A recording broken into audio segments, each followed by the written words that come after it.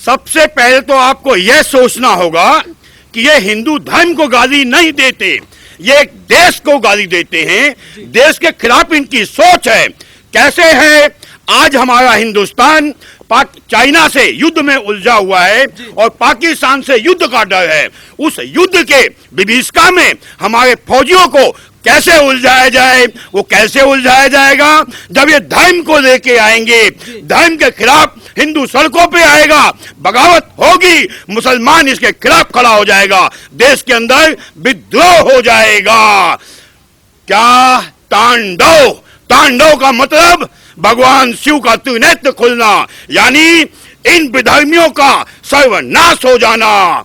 तो जिस दिन हिंदुत्व तांडव पे तांडव करने लग जाएगा, अभी योगी जी तांडव नहीं कर रहे हैं, दुश्मन को भी समझाने का एक प्रयत्न होता है, जिस प्रयत्न को करते करते हम हार चुके हैं, थक चुके हैं। इन हरामियों का अगला प्रयोग उससे भयंकर होता है।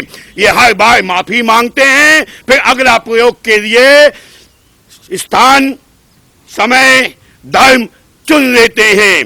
ये हलाला पे क्यों नहीं बोलते?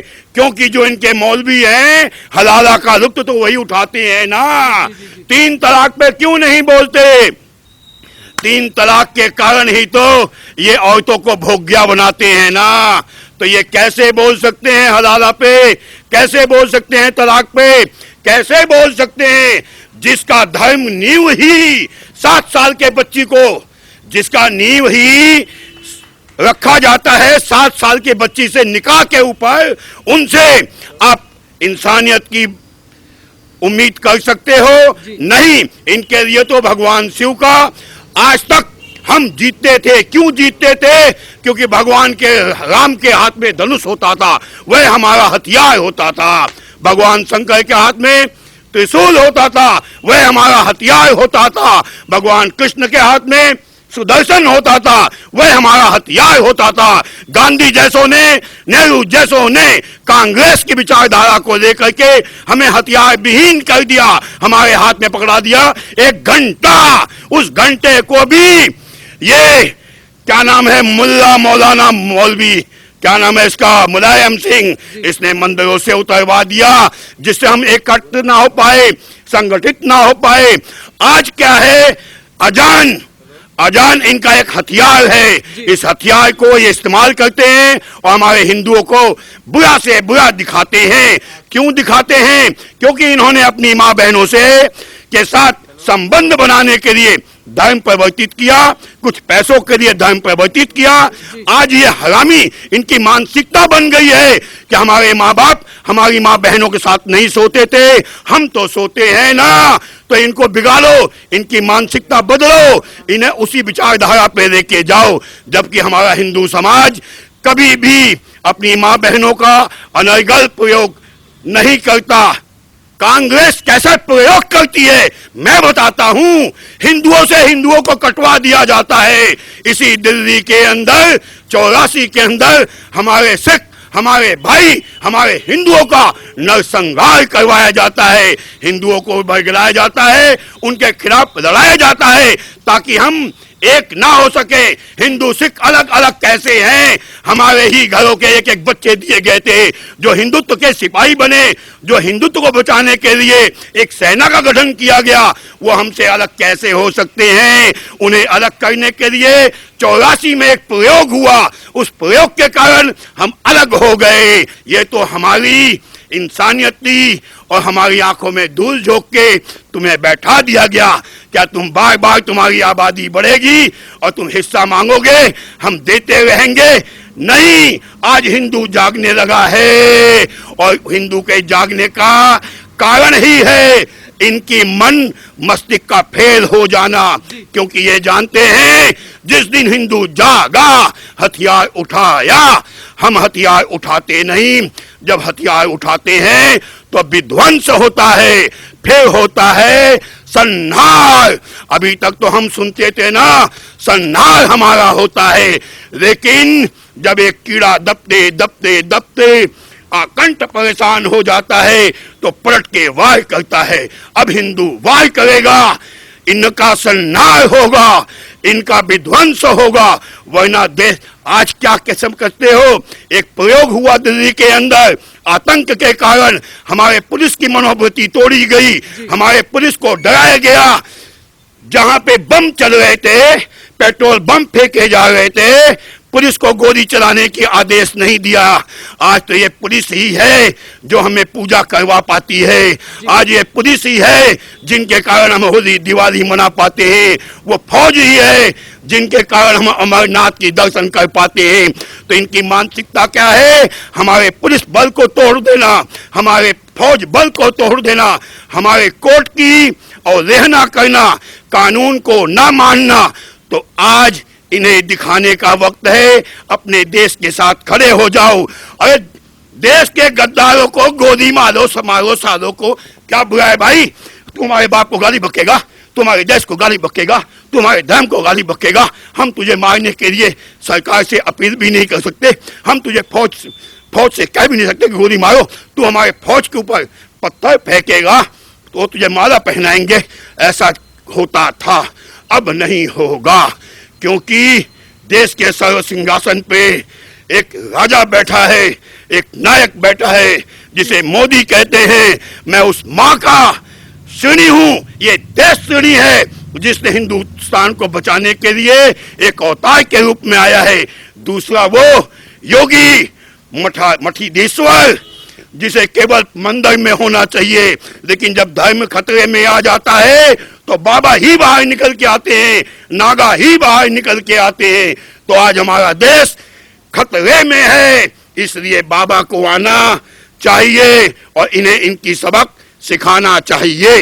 जी जी जी जी सर, आखिरकार किसकी गलती है इस चीज में कि ये घटना तो लगातार बनती आ रही है? शुरू में भी बहुत सारी ऐसी चीजें हुई हैं और अभी भी ऐसा हो रहा है कि लगातार हिंदुओं का अपमान किया जा रहा है, हिंदू के देवी देवताओं का अपमान किया जा रहा है। तो आपके हिसाब से इसमें सबसे बड़ी गलती किसकी है?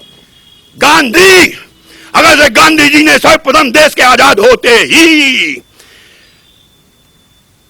वाल्मीकि मंदिर में कुरान ना पढ़वाते तो आज उनकी ये औकात नहीं होती। जो हमारे पाकिस्तानी भाई हिंदू भाग के आए, पनाह लिया जिन बिल्डिंगों में, उसमें उन्हें रह जाने देते तो ये गुनाह यहां तक नहीं आता। अगर नेहरू ने सोमनाथ के मंदिर का तिरस्कार नहीं किया होता तो ये पोजीशन नहीं आती। अगर इंदिरा गांधी ने 1 लाख पाकिस्तानी दुश्मनों को गिरफ्तार करने के बाद छोड़ नहीं दिया होता तो ये परेशानी नहीं आती।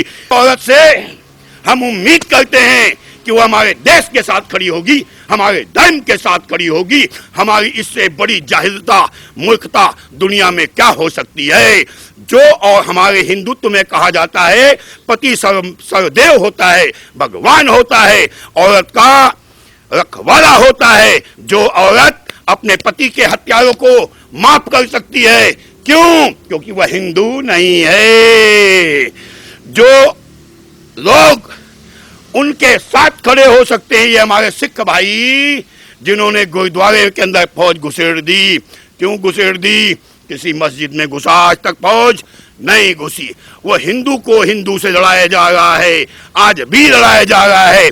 हमें एक होना होगा, जय वाल्मीकि जय श्री राम कहना होगा। श्री राम कहने से कुछ नहीं होगा। श्री राम के गुरु थे, श्री राम के बच्चों के पालनहार थे, माता सीता के पालनहार थे। कौन? वाल्मीकि। तो जिस दिन हम कहेंगे जय वाल्मीकि जय श्री राम और जय भवानी और साथ में क्या, वाहेगुरु जी खालसा, जब ये सब संगठित हो जाएंगे, किसी भड़वे की औकात कि हमारे धर्म के ऊपर आक्षेप कर दे, किसी भड़वे की औकात पाकिस्तान के अंदर हमारे गुरुद्वारों में आग लगा दे, किसी हरामी की औलाद की औकात कि हमारे पाकिस्तान में वाल्मीकि बहन भाइयों के साथ व्यभिचार कर सके, उनका धर्म परिवर्तित कर सके। हमें एक होना है, संगठित होना है, हथियार बंद होना है, फौज के साथ खड़ा होना है, देश के साथ खड़ा होना है, कानून के साथ खड़ा होना है। जो योगी जी इस चीज के लिए, तांडव के लिए मुंबई में पुलिस भेज सकते हैं, उस पर सोमनाथ भारती ने सोमनाथ भारती ने जेल से छूटते ही कहा है कि उनके ऊपर गलत FIR करके उनको जेल में डाला गया और पुलिस ने उनके ऊपर काफी तनाव मतलब तानाशाही करी है उनके ऊपर। थोड़ा सा पीछे हटिए। हर हर महादेव। हे शिव, हे भगवान, तूने योगी के रूप में एक ऐसा नायक भेजा है जो इन आतंकवादियों न पिचासों के नकेल डालना जानता है। तो योगी जी ही तो इनका आज क्या बने हुए हैं, प्रयोग। क्योंकि वो जानते हैं योगी प्रयोग चालू हो गया हिंदुस्तान के अंदर तो इन हरामियों का रहना दुर्भर हो जाएगा, दुश्वार हो जाएगा।